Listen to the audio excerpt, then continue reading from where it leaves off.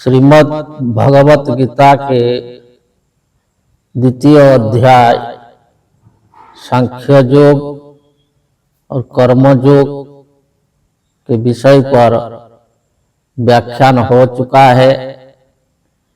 अभी जो तृतीय अध्याय का जो कर्म योग पर व्याख्यान होगा, श्री भगवान ने अर्जुन को जो है ये समझाए कि ये जो शरीर है ये परिवर्तनशील है और आत्मा अजर अमर अविनाशी है, और वही ज्ञान को धारण करने के लिए वो अर्जुन को प्रेरित किए हैं। परंतु उसमें जो है अर्जुन ने भगवान को पूछते हैं, ध्यायसि चेत् कर्मणस्ते मता बुद्धि जनार्दन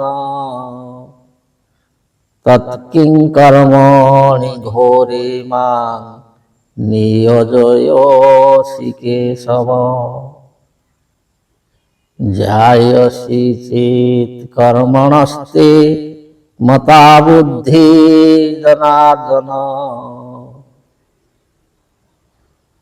हे जनार्दन भगवान, यदि कर्मण जो बुद्धि ज्यायसि चेत् अर्थात आपके मत से, आपके निर्णय से यदि कर्म से बुद्धि श्रेष्ठ है तो ये जो आपने ये घोर कर्म में हमको क्यों प्रेरित कर रहे हैं?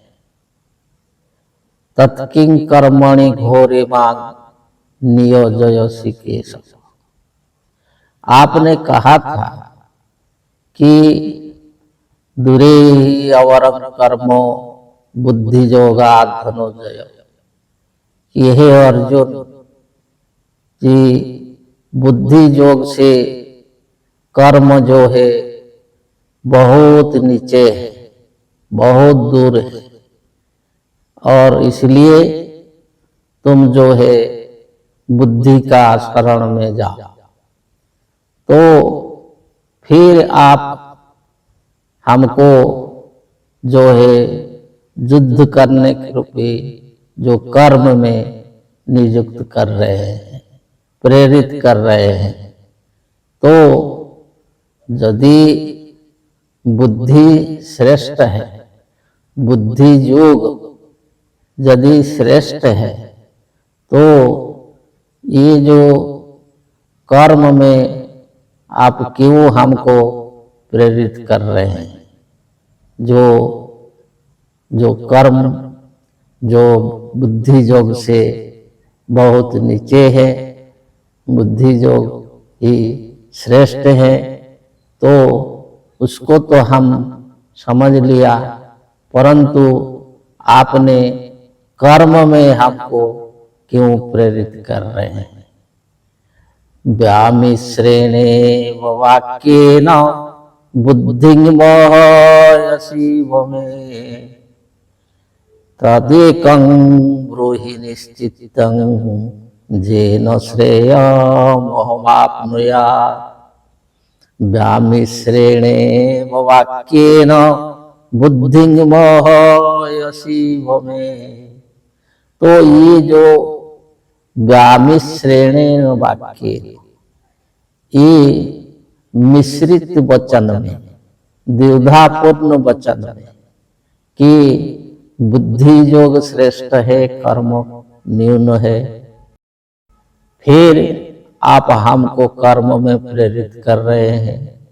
तो ये जो द्विधापूर्ण वचन, जो उपदेश देकर जो आपने हमारा बुद्धि को जो है मोहित कर रहे हैं, ऐसा हमारा विचार है कि हम एक में टिक नहीं पा रहे हैं। तो तदेकं ब्रूहि निश्चित, जो एक है, जो एक को जानने से अहम श्रेयम अवाप्नुयात्, हम जो है श्रेय को प्राप्त कर सकेंगे। हमारा लक्ष्य है श्रेय प्राप्त करना, न प्रेय नहीं। तो ऐसे निर्णय को जो हमको दीजिए कि जिस निर्णय से, जिस ज्ञान से हम श्रेय को प्राप्त करेंगे। तद एकं निश्चितं ब्रूहि, जो ये दोनों में, बुद्धि में या कर्म में, कौन है जिसको हम धारण करने से जो श्रेय को प्राप्त करेंगे। तो वही जो विचार, वही जो निर्णय हमको दीजिए, और ना कि इधर आप बोलते हैं कि बुद्धि योग से कर्म योग न्यून है, और फिर हमको कर्म करने के लिए प्रेरित कर रहे हैं। तो इसमें जो हमारा बुद्धि नहीं टिकता, हमारा मन स्थिर नहीं हो रहा है। तो इसलिए आप जो निश्चित है उसको हमको बताइए, फिर आगे बताएंगे। जय जय।